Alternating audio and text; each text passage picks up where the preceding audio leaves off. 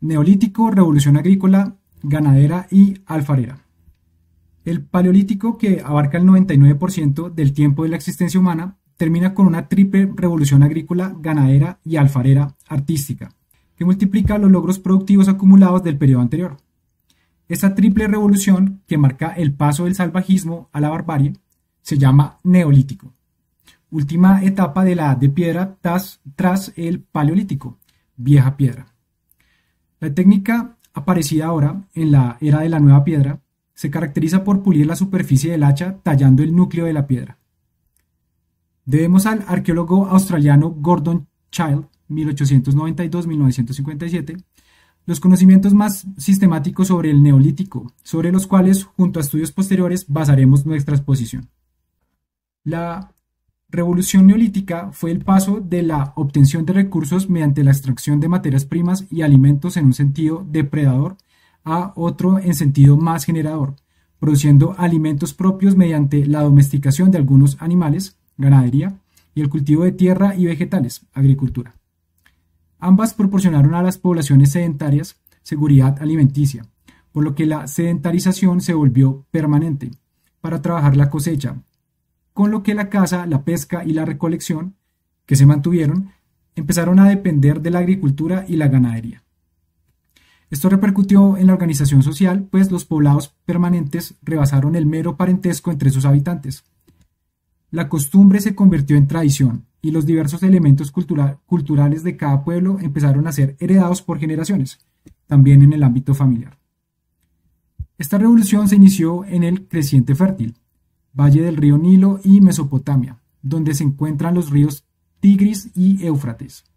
Desde ahí, de manera lenta pero constante, se extendió al resto del mundo, consolidando el contacto entre pueblos. En el Creciente Fértil, los tres grandes ríos proporcionaban a las tierras que bañaban gran fertilidad tras la glaciación, cuando la aridez se extendió al Oriente Próximo y al norte de África.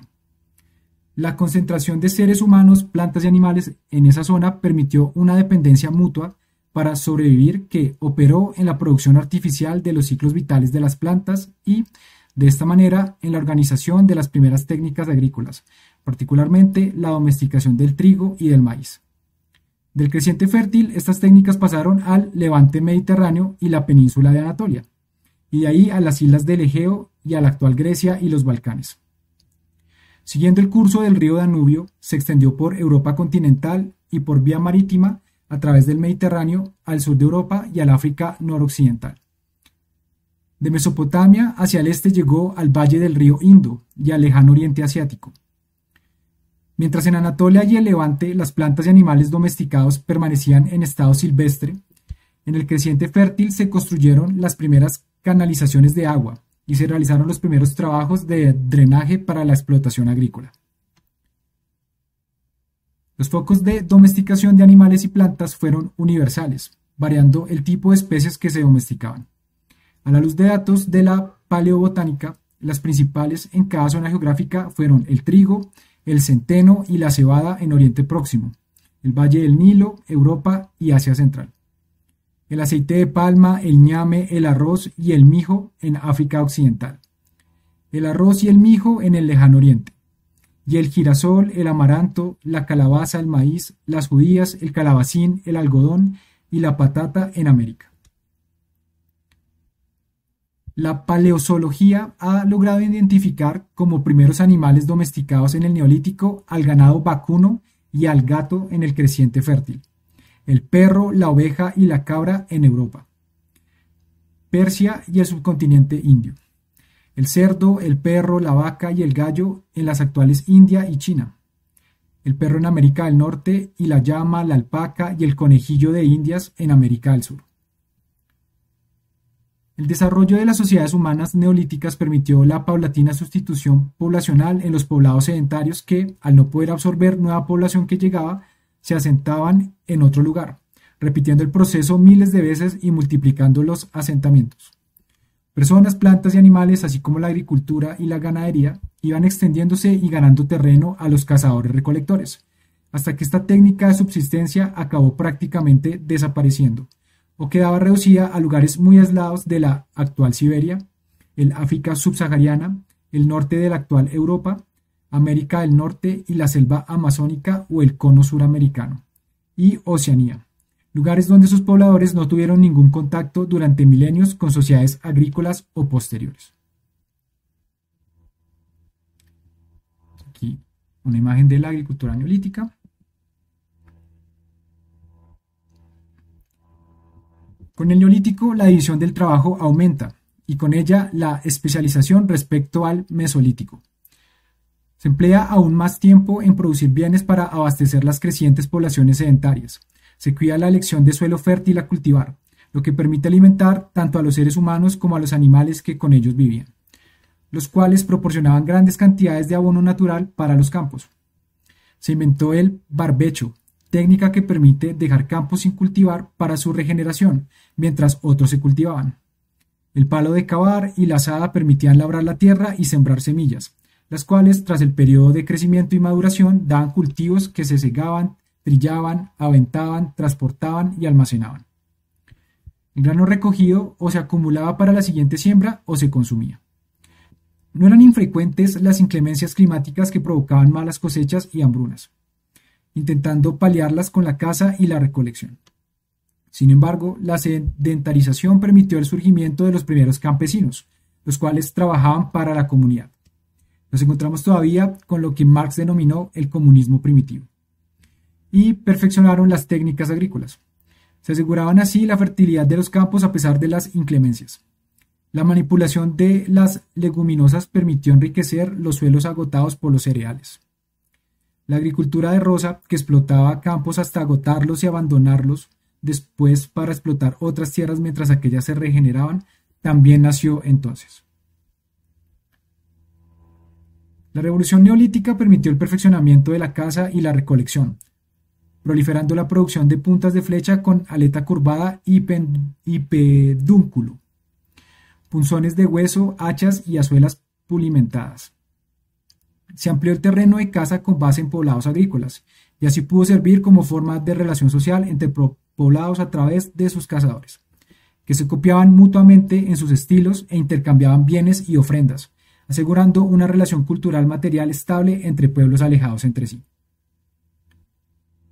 La madera pasa a ser también materia para construcción de casas y combustible, para fabricar herramientas de arado, trilla y aventado. Por ello, su acumulación aumentó cada vez más, y la deforestación con hachas empezó a ser ingente. Junto con la madera, las casas empezaron a emplear piedra y barro, acumulado y trabajado previamente incluso, como prueban restos neolíticos de adobe en Oriente Próximo. Las casas empezaron a ser también lugares de almacenamiento de bienes en tinajas. Ya disponían de hornos para cocer el pan y tostar cereales, e incluso cocían cerámica, que fue la otra gran revolución neolítica. La cerámica se desarrolló paralelamente al adorno personal o ritual, como collares, colgantes y brazaletes, representando númenes animales o figuras femeninas cuyos materiales toscos eran intercambiados dentro de cada poblado y, en ocasiones, entre poblados distintos. La revolución neolítica también conllevó un aumento de la esperanza de vida, un mejoramiento en la dieta, en la salud y en la fisionomía corporal de los humanos, y supuso de hecho la primera explotación y circulación de materias primas: obsidiana, sílex, conchas marinas, calaíta, cobre en estado nativo, aunque a un nivel muy doméstico todavía, y de intercambio meramente ceremonial. La división sexual de tareas se afianza en el ámbito de las casas de poblados, que pasan a ser aldeas, normalmente construidas cerca de agua dulce y tierra fértil. También surgen las primeras necrópolis, la arquitectura monumental de piedra, megalitos, y el transporte animal con burros, que llevaban materias primas y productos de todo tipo. Dibujo de rueda neolítica desgastada. Pero la invención técnica más importante del neolítico llega casi a su final, y es la rueda. Se trata de una pieza mecánica circular, al principio de madera, que gira alrededor de un eje. Fue fundamental en la producción alfarera neolítica, pues aceleraba el proceso de solidificación de la arcilla y el barro. También se utilizaba para el transporte dentro y fuera de la agricultura, pues los carros con ruedas permitieron acortar el tiempo de arado en el cultivo, además de en los desplazamientos. La rueda fue usada en todos los asentamientos salvo en los de América, donde no hubo vehículos de ruedas hasta el descubrimiento del continente en 1492. Tirados con bueyes, burros o caballos, los carros permitieron el transporte de materias primas a las aldeas desde sitios remotos, lo que fue fundamental en la primera extracción minera, y en el transporte a larga distancia de personas, animales, productos agrícolas y ganaderos y materias primas, aumentando las comunicaciones. La rueda fue fundamental en el paso del Neolítico a la Edad de los Metales. Listo. Edad de los Metales. Protopropiedad antropológica y primera manufactura. En Eurasia, la Edad de los Metales es la última etapa de la prehistoria, un periodo de transición entre esta y la historia. El Paleolítico y Neolítico, que vieron surgir la herramienta y la técnica, la división del trabajo, los inicios de una rudimentaria producción en serie, la acumulación de bienes y su intercambio y transporte, dan paso a una era en que las herramientas producidas pasan a ser mayoritariamente de metal fundido. Surge la metalurgia, la técnica de procesamiento de minerales metálicos para fabricar herramientas y utensilios de todo tipo.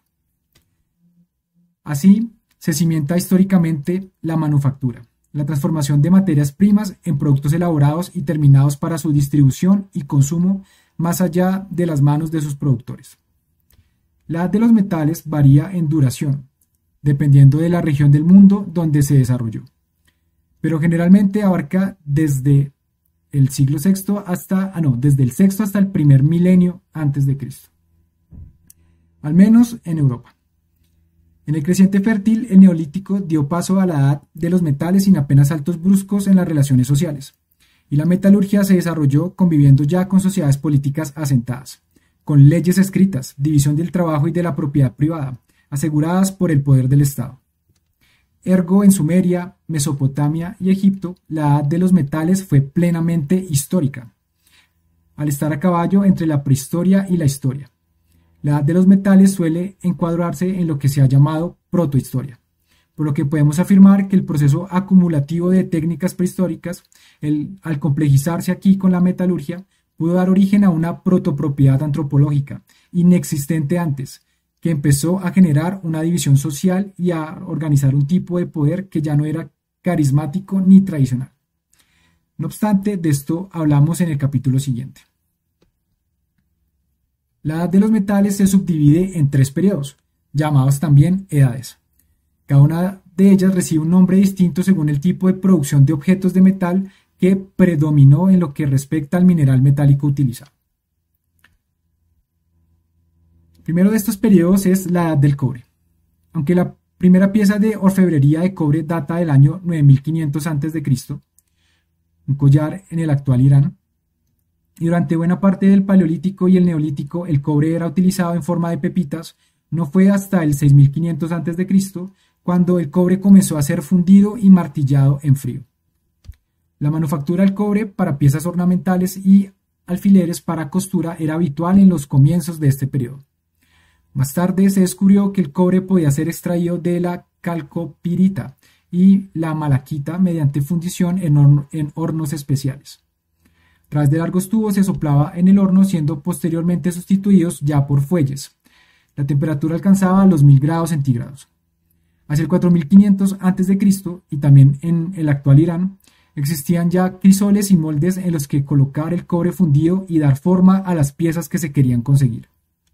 La fundición del cobre se lograba reduciendo su tamaño, previamente triturado y mezclado con carbón de leña. Con el calor, las impurezas se liberaban y se licuaban en el interior del horno, quedando allí la escoria.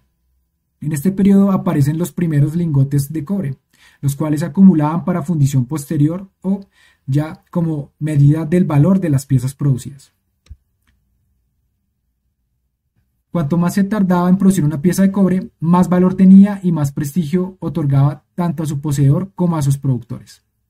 La técnica de fundición de cobre se extendió por Sumeria, Mesopotamia y el Antiguo Egipto. En Europa, las culturas gulmenita de los Balcanes y de los Millares en la actual España, en el cuarto milenio antes de Cristo, también lograron desarrollar esta técnica. Y a partir de ellas, en el norte de Europa se pudo desarrollar la cultura de la cerámica cordada y en Europa occidental la del vaso campaniforme.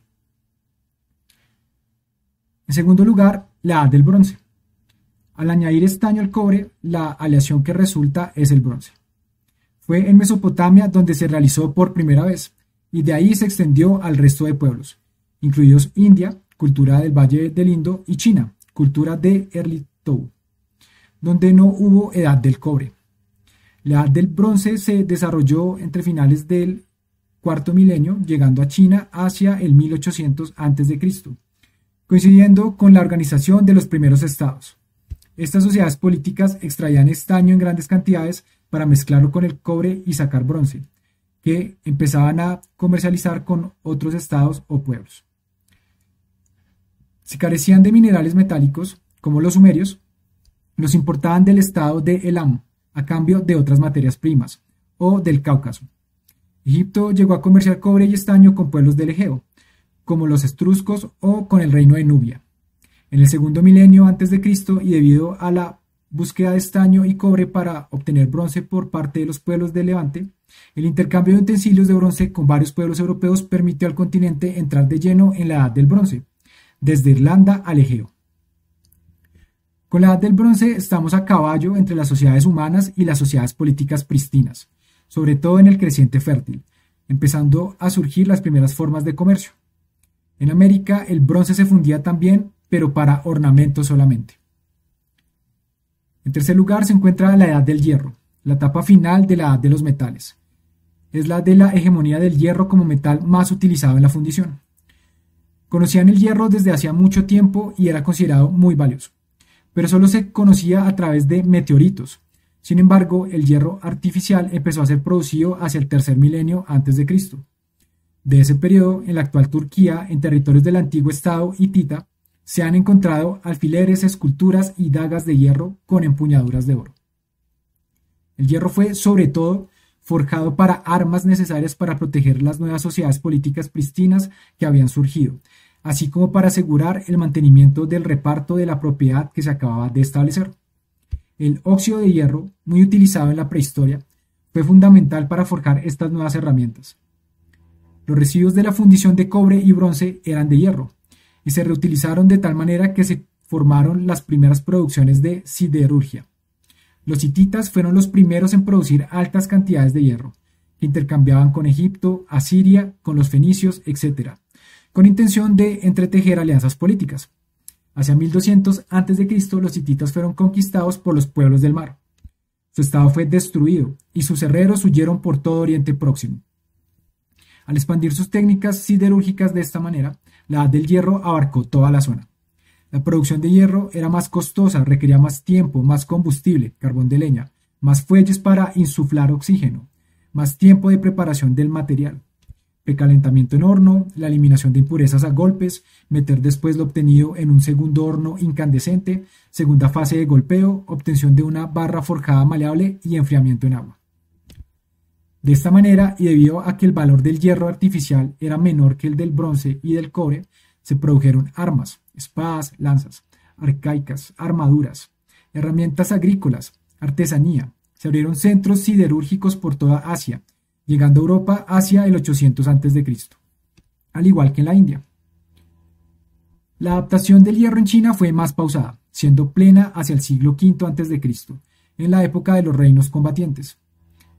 La producción y comercio del hierro fue fundamental en China para unificar dichos reinos bajo la dinastía Qin, 221 a.C., bajo el gobierno de Qin Shi Huang, 260-210 a.C., primer emperador de China, porque la producción de armas de hierro de gran calidad y en gran cantidad aseguró la victoria de los ejércitos unificadores de China.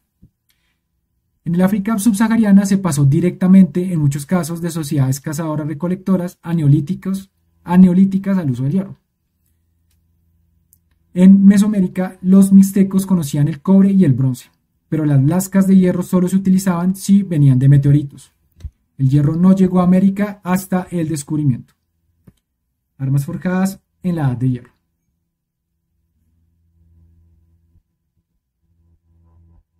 La técnica en el origen de la economía. En la edad de los metales se produjeron cambios sociales fundamentales para entender el paso de la protohistoria a la historia. Todos los elementos técnicos acumulados durante millones de años, también el contacto de interespecies entre homínidos durante ese tiempo prehistórico, permitió alcanzar. Ya con los humanos como única especie homínida existente, grados de evolución cultural tremendamente complejos, especialmente cruciales son los 7000 años que transcurren desde los inicios del Mesolítico hasta el surgimiento de las primeras sociedades políticas. En ese periodo prehistórico, sin infravalorar todo lo anterior, es cuando la técnica para producir bienes diversos, su acumulación e intercambio, la división de tareas y la apropiación y regulación del territorio, más allá de la mera depredación de las bandas de cazadores-recolectores, asienta los elementos básicos de lo que siglos más tarde daría lugar al campo económico. Este es el periodo en el que se produce la transición de las sociedades humanas prehistóricas, del salvajismo paleolítico y la barbarie neolítica, a la civilización histórica. Varias fueron las civilizaciones prístinas que, bajo la forma de estado de sociedad, se organizaron entonces. En este capítulo no nos centraremos en ninguna sociedad concreta para explicar la influencia de la técnica en el origen de las categorías económicas y de la sociedad política que las posibilitó. Repasaremos, eso sí, las características comunes que se dieron en todos los casos en que se pasó a la conformación de sociedades políticas allá donde se produjeron. Estos son los elementos fundamentales del surgimiento de la vida política sin la cual no es posible la existencia del campo económico. Lenguaje escrito, leyes y Estado prístino, propiedad privada y medios de producción. La relación entre el surgimiento del Estado y de la propiedad privada, entretejida con el surgimiento del comercio, de las mercancías y del tributo, fue y es funcional desde sus inicios. La propiedad privada no existía en el Paleolítico ni el Neolítico, aun cuando los elementos técnicos para su surgimiento empezaron a darse en la prehistoria. Junto a la acumulación técnica de las primeras formas de manufactura, el surgimiento de la propiedad privada y del Estado no es brusco, sino gradual. No fue un descubrimiento, sino producción efectiva de la cultura material de sociedades humanas que, tras asentarse de manera estable en territorios determinados que explotaban para su supervivencia, recibían cada vez más población, por lo que las alianzas entre poblados y aldeas aumentaron hasta el surgimiento primero de pueblos y más tarde de ciudades. La centralización del poder, su jerarquización, requiere una nueva forma de gestión de los recursos. La propiedad antropológica prehistórica no era propiedad privada hasta que el Estado, con sus leyes escritas, organizó legalmente la división de tareas, surgiendo la división del trabajo. Y esta división del trabajo conllevó una división legal entre los propietarios de los medios de producción de la riqueza social, tierra, materias primas, instrumentos de trabajo, que, junto a los hacedores de leyes, las cúpulas religiosas y las dinastías familiares que gobernaban los estados, pudiesen ejercer un poder político sobre los que no poseían nada de eso. Dicho poder político conllevaba capacidad para organizar económicamente el Estado y proteger sus logros mediante una fuerza estable de defensa y ataque, el ejército. En los casos en que estados prístinos eran geográficamente cercanos, empezaban a desarrollarse relaciones diplomáticas y comerciales mutuamente ventajosas que, en casos de crisis, desembocaban en conflictos políticos sangrientos. Surgen así las guerras. Escritura cuneiforme sumeria en tablilla de arcilla que indica la colocación de cerveza almacenada. Okay. El Estado es el conjunto complejo de instituciones que, en materia económica, asegura que la propiedad antropológica pueda convertirse en propiedad privada. Qué pena. El intercambio de presentes y bienes con fines de mutuo beneficio y alianzas se convierte en relación comercial, y que dicha propiedad deba también asegurarse a través del tributo. La garantía del entretejimiento de todas estas técnicas económico-políticas es el desarrollo anterior del lenguaje hablado, que asegura la comunicación y definición de las técnicas acumuladas prehistóricamente. Con el origen del lenguaje escrito, tras milenios de desarrollo de la protoescritura, surge la historia, y ya es posible asegurar económicamente el motor que permite el desarrollo y estabilidad de la vida política. Los primeros sistemas de escritura, surgidos de sistemas simbólicos tradicionales desarrollados alrededor del séptimo milenio a.C., en pleno Paleolítico superior aparecen alrededor del cuarto milenio a.C., en partes tan alejadas del globo como Sumeria, Mesopotamia, Egipto, China o los Balcanes.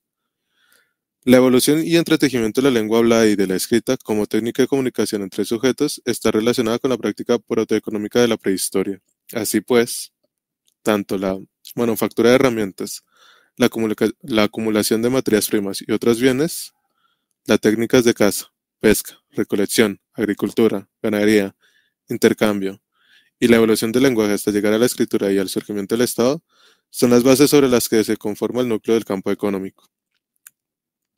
La escritura protocuneiforme de los sumerios en el cuarto milenio antes de Cristo, plasmada en fichas de arcilla, representaba tanto unidades de tiempo de trabajo socialmente necesario de bienes, que representan su valor, como el nombre y clasificación de los bienes mismos. Según investigaciones de la arqueóloga francesa Denise Sechman-Besserat, de 1933, punto. La evolución del tipo de bienes y la creciente producción de los mismos, su acumulación y distribución e intercambio complejizó cada vez más ese lenguaje, hasta desarrollarse plenamente lo que hoy se conoce como escritura cuneiforme. Hasta el año 3500 a.C., y derivada de esta técnica de acumulación de datos y operaciones, encontramos el primer sistema histórico de escritura conocido y por tanto a la historia, la economía y la vida política como tal. Eran pictogramas o ideogramas, escritura logográfica que, hacia el tercer milenio antes de Cristo, ya contaba con su propia fonología y sintaxis silábica. Fue el intercambio comercial con otros estados cristianos, hititas, acadios, eblaitas, ugaríticos, lo que permitió a estos adoptar la escritura cuneiforme como técnica de comunicación. Egipto produjo su propia iconografía artística y su propia escritura, plenamente cerrada hacia el 3300 a.C. Aunque la antropología acepta en su escuela historicista el difusionismo como medio por el cual los egipcios conformaron sus técnicas culturales, incluida la historia jeroglífica. Hacia ese año se encontraron registros de entrega de lino y aceite en el sur del Valle de Nilo. Así pues, la primera escritura egipcia encontrada es, también, un texto de práctica económica. La protoelamita surgió hacia finales del tercer milenio antes de Cristo, mientras que la escritura sistemática llegaría en el Valle del Indo hacia el 2600 a.C.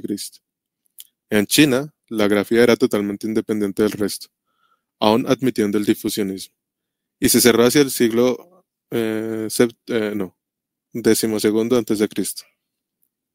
Las que sí se desarrollaron independientemente fueron las escrituras maya y rongorongo en América y Oceanía, hacia el siglo III antes de Cristo. En la isla de Creta o Grecia se desarrolló la primera escritura helénica, jeroglíficos datados en el segundo milenio antes de Cristo.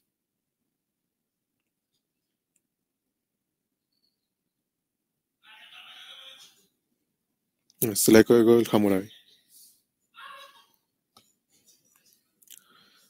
Si los primeros textos escritos eran textos económicos comerciales y sobre el valor económico de los bienes, la regulación de toda esta serie de elementos tenía que contemplarse en las leyes. De ahí que la alfabetización de las clases dominantes en los primeros estados fuese primordial para poder administrar los recursos de los que disponían. Un ejemplo de ello es el Código de Hammurabi, que data del 1750 a.C., realizado en el estado acadio y en ese mismo idioma.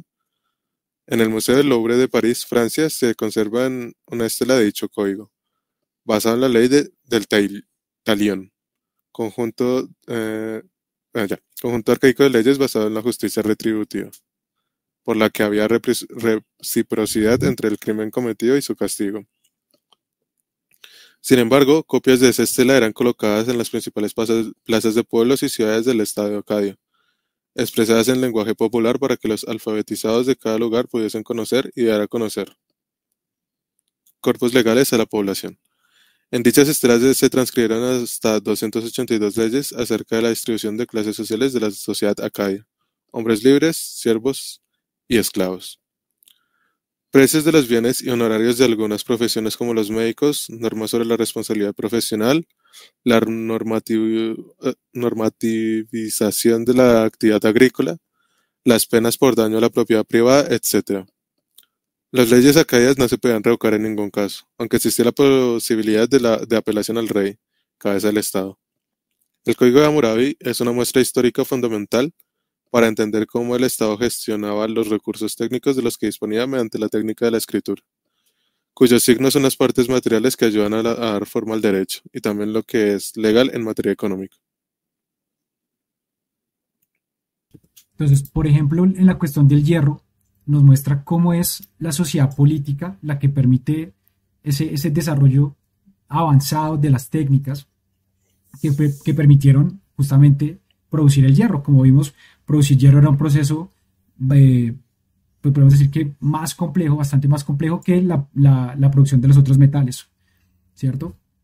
Entonces, es importante como ir mmm, metiéndole materialismo político aquí a la lectura, ¿cierto? Como irlo practicando.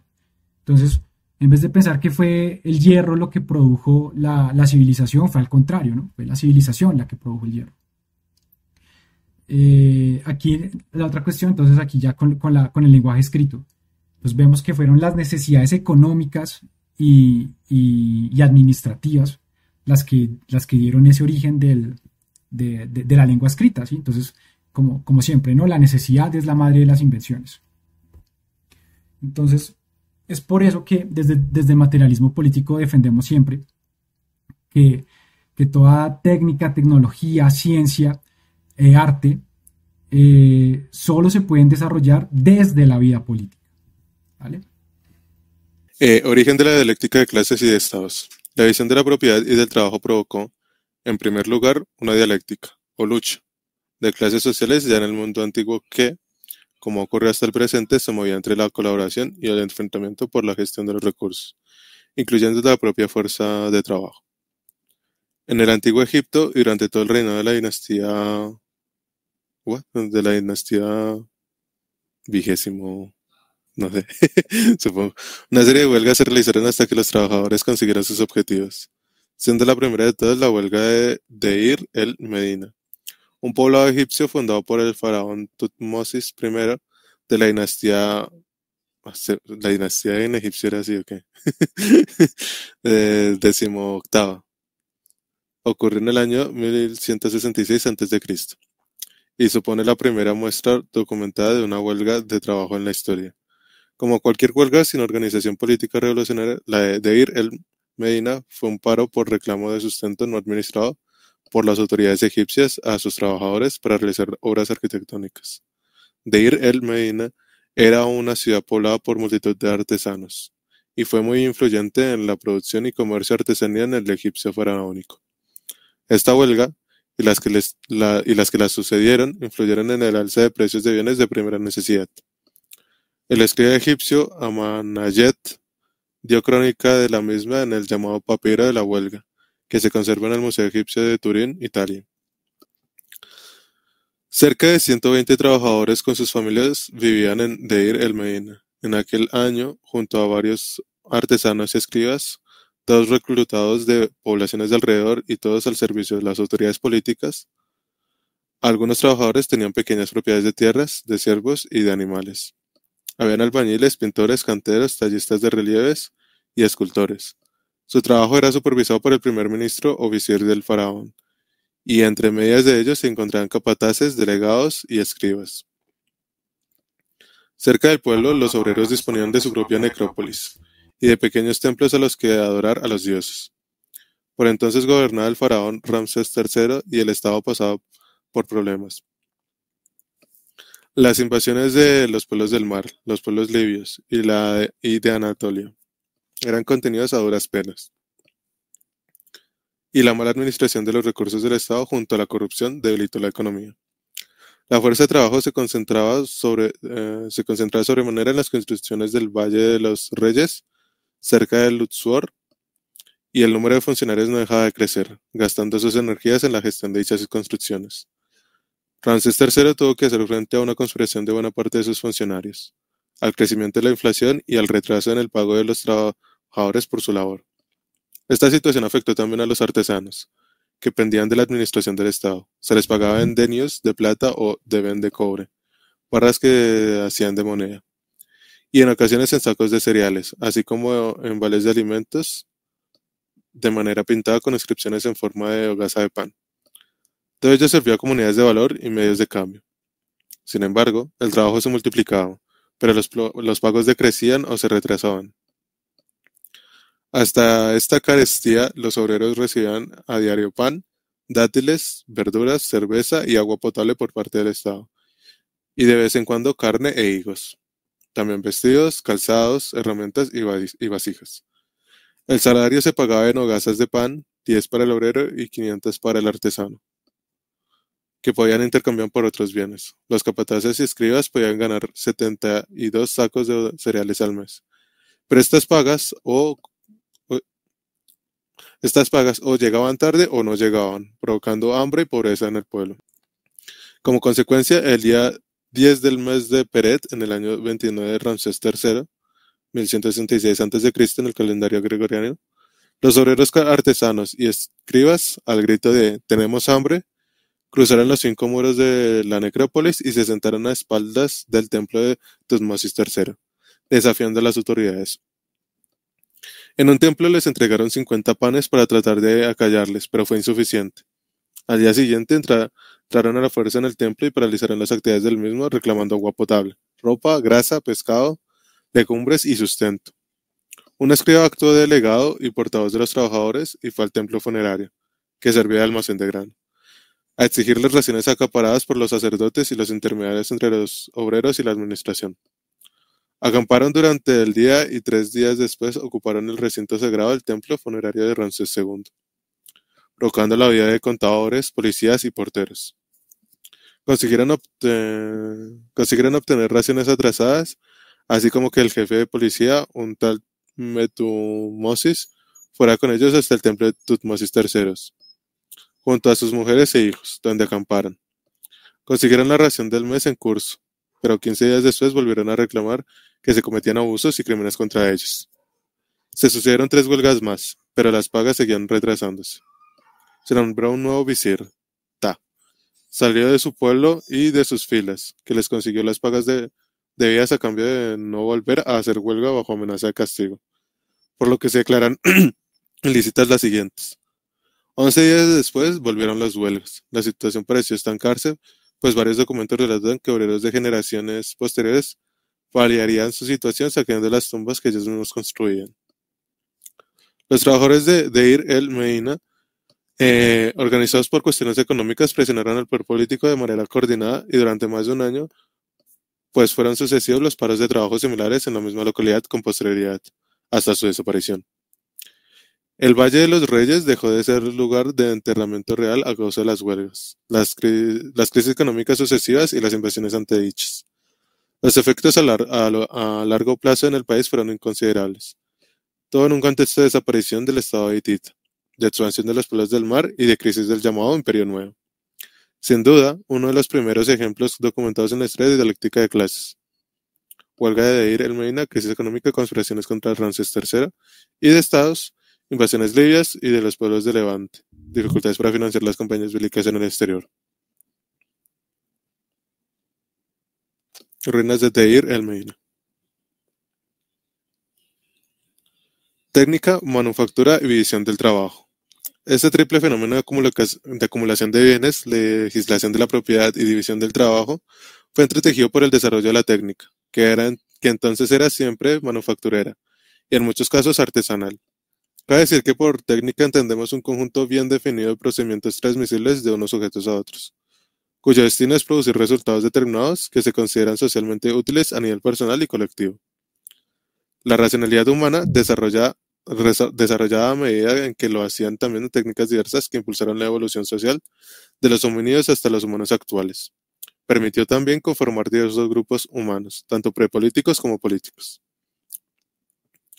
La técnica permitió el surgimiento de la vida política, de la economía, de las leyes y de la dialéctica de clases y de estados. La técnica produjo instituciones culturales que, como la agricultura, dieron paso al posterior nacimiento de las ciencias, y de las ciencias surgieron las tecnologías, las cuales a su vez dieron lugar a nuevas ciencias. En el estadio de surgimiento de las primeras sociedades políticas y de las primeras relaciones plenamente económicas, la técnica produjo instituciones ilemórficas, de primer orden fenoménico y físico, recurrentes y en dialéctica constante entre sí, racionales, dotando al ser humano de razón a su vez, normativas y con carácter axiológico.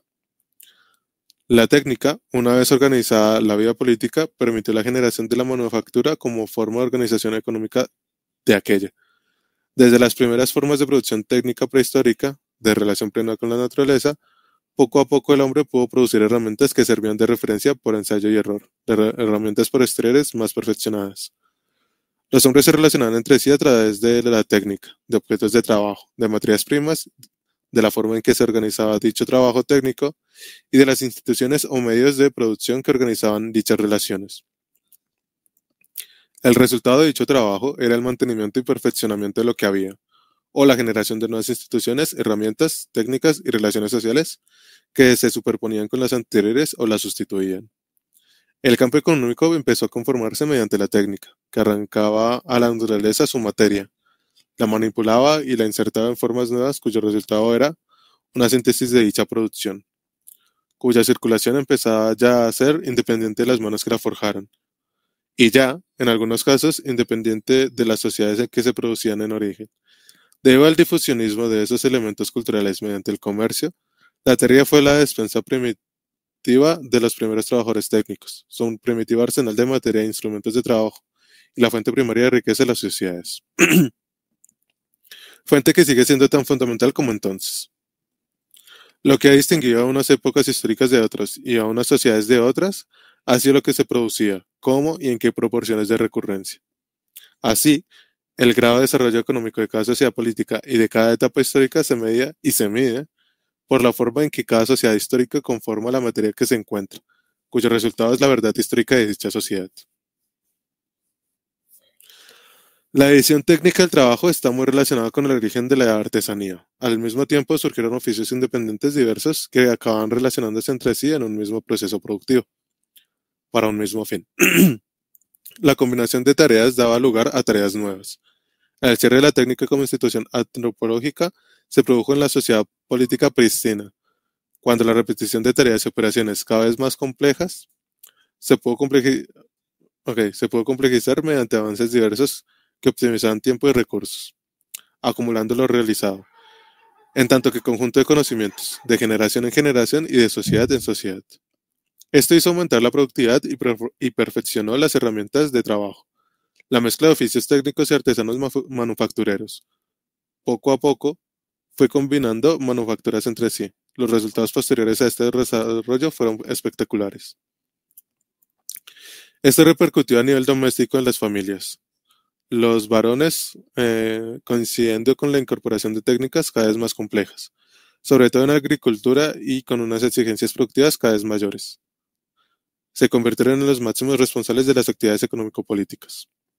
La mujer, en buena medida y salvo excepciones, quedó confinada al ámbito doméstico, al cuidado de los hijos y de manera solo complementaria a la ayuda en el campo. Las mujeres solo podían adquirir categoría social e importancia económica por nacimiento o matrimonio, ámbito en el que cumplían las funciones sociales que se esperaba de ellas. La transmisión de la herencia y de la cultura se instituye por vía paterna, instaurándose sociedades androcéntricas que de manera patrilocal en el Neolítico y en la Edad de los Metales. Con el surgimiento del Estado pristino se vuelven patriarcales. Es con el Estado como surge la institución del patriarcado, y no antes. Aunque había mujeres propietarias de tierras, las cuales eran aportadas por ellas a la unión matrimonial, no necesariamente monógamo. Tener mujer otorgaba prestigio al varón, y así se convertía la mujer en un bien más sobre el cual incluso se organizaban las haciendas domésticas. Con la vida política surgen las primeras categorías económicas: producción, distribución, intercambio, consumo, materias primas, bienes, comercio, valor, moneda, división del trabajo y manufactura. Pero también las primeras desigualdades sociales efectivas, de clase y por sexo. La funcionalidad de estas desigualdades quedaba asegurada por la defensa fortificada de los estados, a través de murallas con los soldados que hacían a la vez de fronteras, que tenían puertas para el intercambio comercial de bienes y de personas. De esta manera, el modo de producción que Marx o Godelier llamaron comunismo primitivo desaparece, dando lugar a nuevos modos de producción más complejos y avanzados con sus propias contradicciones. El tributo, orígenes e importancia. Otra institución esencial que surge con el Estado pristino y que es determinante como categoría económica histórica es el tributo, llamado más tarde impuesto. En su origen, el tributo no tuvo solo funciones fiscales, de recaudación de dinero o bienes. también de recurrencia de la sociedad política, pues el tributo aseguraba el mantenimiento de la propiedad privada y de la división del trabajo. Es el propietario de bienes raíces, inmuebles o no, y los expresados en dinero, para quien podía tributar, lo que convertía al Estado, en última instancia, en propietario real de la propiedad privada que existía bajo su jurisdicción. El tributo refuerza el poder gestor del Estado, permite disponer de material al poder planificador y genera un poder fiscal o redistributivo que consigue asegurar la continuidad de la estructura social. El tributo permitió educar a los habitantes de la sociedad política, a los súbditos de las clases dominantes, en una cierta disciplina fiscal, aunque su papel como contribución tiene un origen distinto, basado precisamente en el pillaje y la guerra. Al tomar rehenes en incursiones militares, apropiarse de sus ganados y otros bienes, los vencidos eran obligados a pagar tributos al vencedor. De esta forma, la dialéctica de estados aseguró el tributo como forma de relación económica que, en principio, se lo repartían entre el ejército, la casta sacerdotal y el monarca. Al ser insuficiente para mantener la defensa y dar fondos a las invasiones externas, se amplió en la dialéctica de clases mediante la tributación pacífica y obligatoria dentro de la propia sociedad. El tributo permitió organizar el interior de los estados en regiones administrativas que pagaban tributos diferenciados, dependiendo de la especialización económica que cada una ofrecía. El reino de Israel, durante los tiempos de Salomón, del 965 al 928 a.C., dividió el estado en 12 regiones tributarias. Junto con el saqueo de ganados y cosechas de poblados y tribus de los alrededores, el tributo permitió organizar el reino entre Levante y el Éufrates. En el imperio antiguo egipcio, los funcionarios reales, nombrados por el faraón, cobraban tributos al tiempo que vigilaban las actividades agrícolas y militares. Los sacerdotes tenían sus propias instituciones tributarias y los soldados recogían y se repartían el botín de las conquistas con el faraón. Hacia el 3600 a.C., los egipcios ya contaban con un sistema de contabilidad de tributo. La desigualdad tributaria establecida en el origen del Estado fue fundamental para la división de la sociedad política en clases sociales, desigualdad que, en mayor o menor grado, se ha mantenido hasta hoy. Primeras técnicas comerciales. El incremento de la producción de materias primas de calidad y de objetos cada vez más complejos en estas primeras sociedades políticas facilitó el aumento de las técnicas de explotación de las mismas. La minería, por ejemplo, que ya existía de manera rudimentaria desde el Paleolítico, la más antigua se encuentra en Suazilandia, África, y data de hace 43.000 años.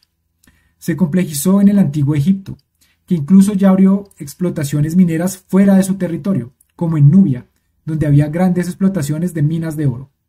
En la península del Sinaí y en el actual Israel, estableciendo enclaves de explotación que, después, fueron puntos estratégicos que les permitieron expandir sus dominios en la época del Imperio Antiguo, del 2700 al 2200 a.C. La minería, la orfebrería, la artesanía y la producción de objetos de metales diversos incrementaron las relaciones comerciales entre estados. Minerales como el oro y el estaño tenían una localización geográfica muy restringida y obligaba a una reorganización de las actividades extractivas constante, dependiendo del comercio. En función de todo ello, los trabajos mineros y metalúrgicos se convertían en trabajos a tiempo parcial, que los obreros combinaban con el trabajo agrícola cuando éste descendía en actividad y en producción según el volumen de las cosechas o por las épocas del año. Sin embargo, la sofisticación técnica de extracción de materias primas y de producción de bienes obligó a liberar a los metalúrgicos de las actividades agrícolas. Surgen así los especialistas a tiempo completo, cuyas actividades en un primer momento se financiaban a través del tributo interno con base en el excedente agrícola. Dicho excedente, debido a la mayor especialización de trabajos por la división generada con el Estado, empezó a intercambiarse por los bienes producidos en la siderurgia, la metalurgia, la alfarería y la artesanía. Se empezaron a producir bienes que mejoraban la productividad de otros sectores económicos, y la innovación de unos sectores provocaba la innovación de otros. Cuando estas prácticas excedieron los límites estatales, el comercio se expandía a niveles geográficos enormes, ayudando al difusionismo cultural. Un efecto de esta expansión comercial es la modificación o generación de nuevas formas culturales, como ocurrió durante el periodo orientalizante, siglos 8 a 7 a.C., de transición a la época arcaica en la antigua Grecia. Al principio, la forma de comerciar era mediante el trueque, el intercambio de mercancías de igual o menor valor entre sí. Sin embargo, con la introducción del dinero como mercancía especial, que sirve de unidad de medida del valor comercial de los bienes, así como herramienta para almacenar valor, el comercio alcanza su máximo punto de inflexión histórico. El dinero, como unidad de valor, se ha plasmado en todo tipo de materiales: sal, pimienta, desde animales o partes de animales, hasta metales, cobre, bronce, plata, siendo el oro por su maleabilidad y ductibilidad, así como por su resistencia, no se oxida, el metal que durante más tiempo se ha utilizado como dinero, medida de valor y unidad de atesoramiento y ahorro, conviviendo en buena parte de la historia con la moneda acuñada por el Estado. Tributo en especie al faraón egipcio en Nubia.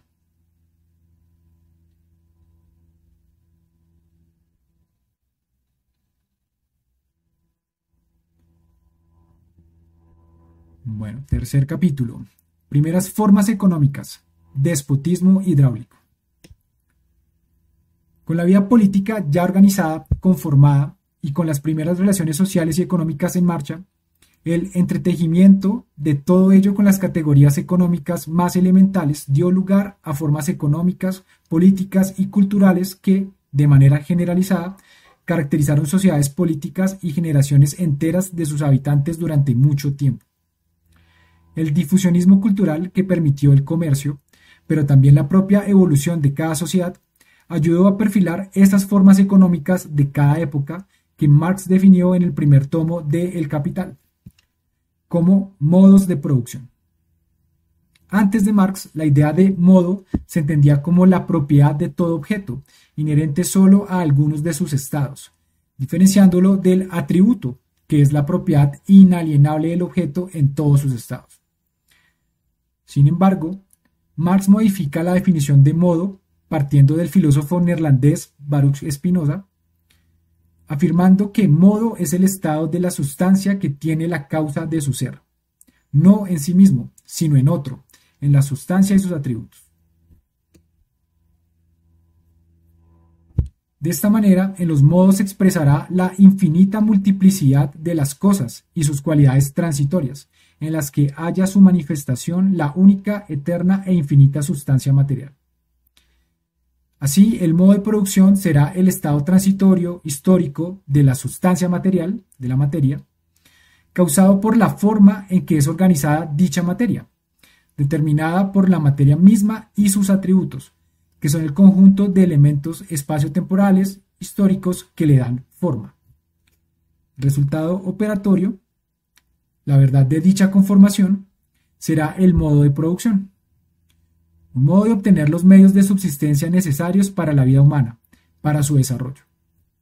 El Diccionario Soviético de Filosofía, en su edición del año 1946, lo describe así.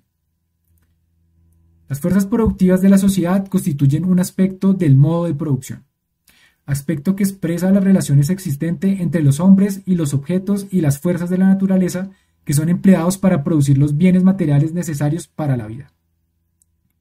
El otro aspecto son las relaciones de producción de los hombres, las relaciones entre los hombres en el proceso de la producción material, las relaciones que responden a la pregunta de en posesión de quién se hallan los medios de producción. Cada modo de producción históricamente determinado, comunismo primitivo, el régimen esclavista, el feudalismo, etc., comprende la unidad de las fuerzas productivas y de sus correspondientes relaciones de producción. El modo de producción constituye la base de todo el régimen social y determina su carácter. Cada nuevo modo de producción denota una fase nueva, superior, en la historia de la humanidad.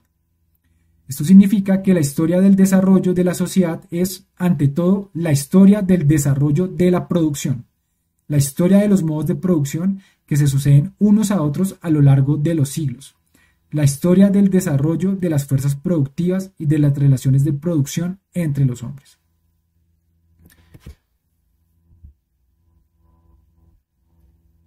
como para hacer un poco aquí de diálogo, yo les pregunto a ustedes, cuando hablamos aquí en esta definición del diccionario soviético de producción, ¿es una categoría económica?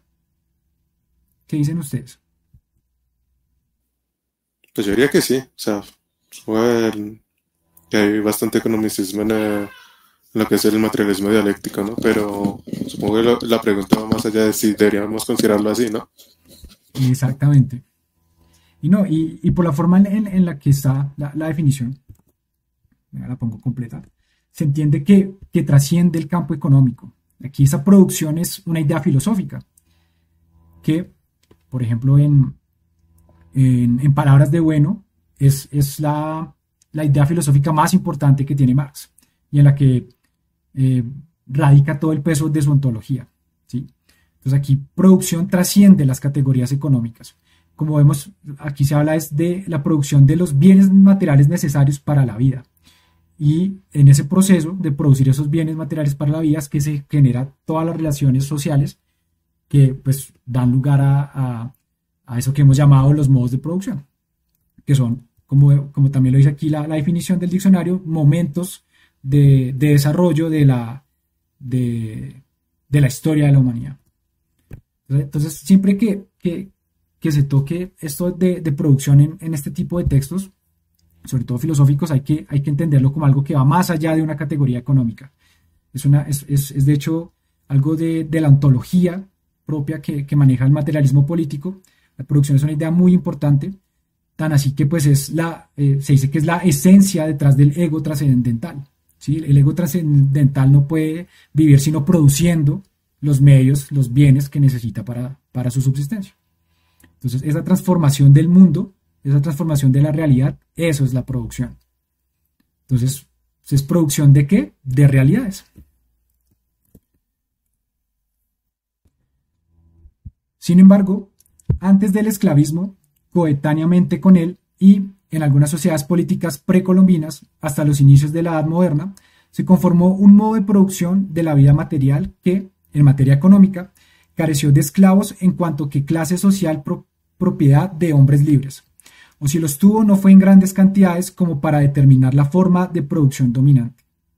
Este modo de producción, que en un primer momento Marx denominó modo de producción asiático o despotismo oriental, por centrarse sobre todo en Asia, desde Mesopotamia hasta China, fue renombrado por el historiador alemán Karl Wittfogel como con el más acertado nombre de despotismo hidráulico en 1957. Y lo hizo porque este modo de producción también se dio en regiones del mundo que no se circunscribían solo al continente asiático, como veremos ahora al describir sus características.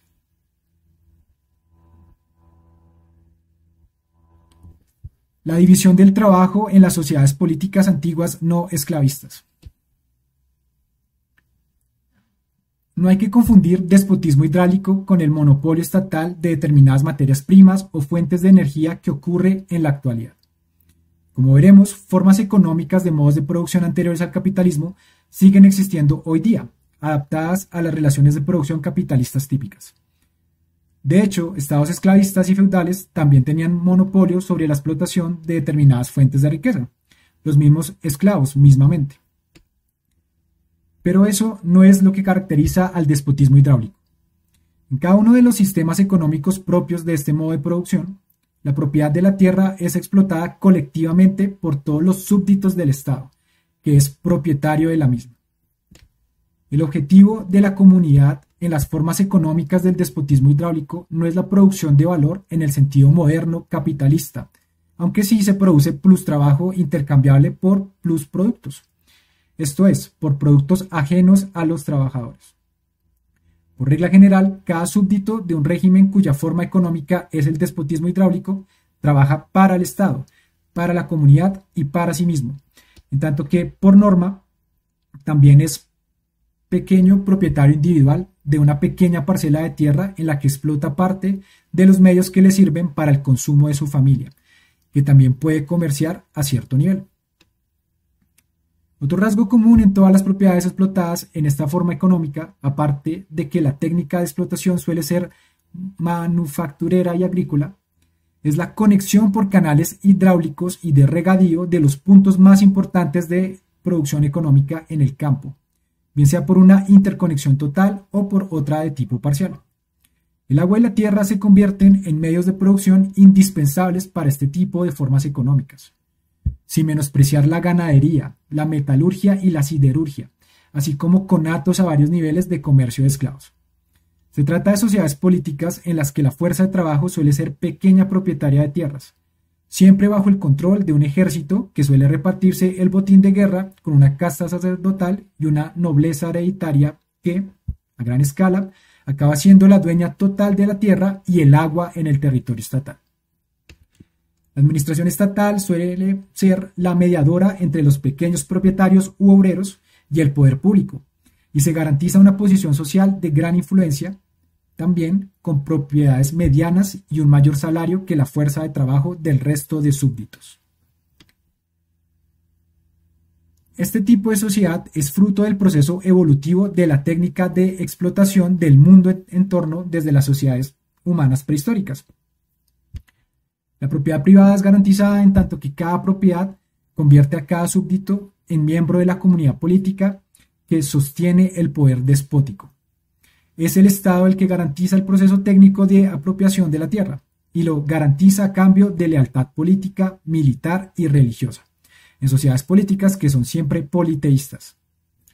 Pero la trampa del despotismo hidráulico respecto a este reparto de la propiedad estriba en que, dado que la unidad política es el propietario efectivo de la propiedad colectiva, esta puede aparecer como algo particular, por encima de las entidades comunitarias particulares y efectivas. Por lo que el propietario privado en el despotismo hidráulico resulta, en los hechos, deprovisto de propiedad en tanto que ésta es una franquicia del Estado, el cual actúa como dueño patrimonial de cada unidad comunitaria particular, familias, clanes, tribus y otras instituciones heredadas de la prehistoria. Este tipo de poder del Estado, en realidad, no ha variado en modos de producción posteriores. Si bien en los siguientes no han sido la nobleza y la casta sacerdotal los dueños desde el Estado en cuanto que propietarios de las propiedades privadas de la tierra en el límite. Posteriores modos de producción han sido propietarios privados de tierras y otros medios de producción los que, al alcanzar la suficiente fuerza económica y política para ello, se han hecho con el control del Estado para dominar sobre otras clases sociales y reorganizar el repartimiento legal de la propiedad. La diferencia es que la producción de valor en el despotismo hidráulico no estaba particularizada por ley, sino que era colectiva. Y esto ocurría tanto en estados antiguos y en unidades políticas precolombinas como en pueblos todavía sin Estado que, por difusionismo cultural comercial, asemejaban estas relaciones de producción, como los celtas en Europa. En consecuencia, las condiciones colectivas de la apropiación real de la tierra a través del trabajo, mediante sistemas de regadío, medios de comunicación terrestre, caminos, etc., aparecen como obra de la unidad estatal, cuyo gobierno despótico organiza el trabajo de las pequeñas comunidades sobre las que manda. El despotismo hidráulico es el primero en organizarse en torno a la revolución urbana de la antigüedad. Los pequeños propietarios de tierras de las aldeas y pueblos no solo producían para sí mismos y para sus convecinos, sino también, y de manera cada vez mayor, para las grandes urbes, las cuales se convierten en centros de canalización de sistemas hidráulicos y en bases para el comercio con el exterior. También se convierten en los centros económicos y políticos en que los ingresos por el trabajo de los súbditos son repartidos entre las clases gobernantes, los funcionarios y otras clases aliadas. Las aldeas se convierten en accesorios de las tierras, cuyos productos son gestionados desde las ciudades. De la misma manera, es desde estas de donde parte la defensa militar del Estado, de la propiedad y su explotación, por lo que la guerra se convierte en tarea común de todas las clases, en un trabajo colectivo más, y el sojuzgamiento de otras sociedades humanas o políticas en otra forma de división del trabajo y de la propiedad. Bueno, se vieron cosas muy interesantes en la sesión de hoy. No sé si alguno, lo bueno sería, pues, si de pronto hay alguna pregunta, alguna aclaración que necesiten, empezamos por ahí antes de hacer como el recuento. Una cosa que noté es que sea, aunque no es necesario, es bastante útil haber leído La política en 100 preguntas, ¿eh? Por este libro. Hay muchas cosas que uno ya las tiene interiorizadas y uno va diciendo, ah, y en este caso se explica de esta manera. Por ejemplo, en el momento en el que explico el tema de los poderes, por gestor, poder, me queda como, ah, claro, tiene sentido.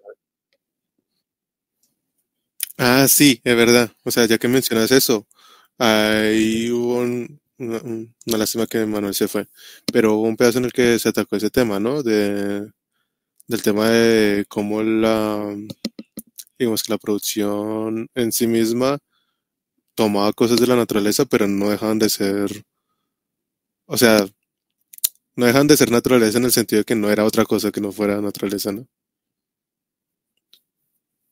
sea, se transformaba, digamos, se transformaba en cultura, comercio, pero no es como si... Claro, yo más o menos entendí a Roma cuando lo explicó, pero no sé si puedas explicar mejor esa parte de Roma. El tema de o sea, de la cultura y la naturaleza, porque acá justamente se está viendo eso, ¿no? O sea, de cómo en sus primeras partes las sociedades políticas transforman esa naturaleza a través de técnicas y las transforman de a poco, que es la propia técnica la que es capaz de transformar la naturaleza en cultura, si uno lo puede ver así, pero pues entre comillas, ¿no? Ahí lo que dice Roman incluso podría considerar, o sea, lo digo muy porque estamos con el tema de España, ¿no? Y como que lo tengo muy presente, pero se podría considerar que el jamón ibérico es más cultura, o sea, es naturaleza en el sentido que pues es un cerdo, pero es cultura también en ese sentido, ¿no? Porque es el propio, son las propias personas las que han como confluido en que en el proceso de generar, claro, ajá, o sea, todo lo producido por seres humanos, así sea algo tan natural como el jamón ibérico, es cultura, ¿no? Y qué rico el jamón ibérico, ¿eh? Estoy tratando de crear una tesis de abogado del diablo para el pedazo en el que estamos hablando de tributo, ¿no? Pero estoy tratando de pensarla bien, ¿eh? O sea, porque ahí básicamente en algún punto decía que después de, o sea, después de ya haber limitado mucho, o bueno, no, haber creado los tributos necesarios para poder producir mercancías, digamos mercancías no en el sentido capitalista, sino mercancías en general, bienes, eh, que permitió que se creciera el, no sé si poder adquisitivo, pero como la capacidad de expandir más a otros pueblos, que fue cuando el comercio ya estalló y empezó a crecer, ¿no? Ahí a modo de abogado del diablo, alguien podría decir, bueno, es gracias a ese comercio entre diferentes pueblos sin limitaciones que fue que pudo crecer la economía, ¿no? A modo de abogado del diablo. Aunque realmente sí, ¿no? O sea, pero bueno, lo digo a modo de abogado del diablo por si alguien no puede debatir, pero yo creo que es un poco sí, pero pues ignora todo el pedazo que hubo de tributación.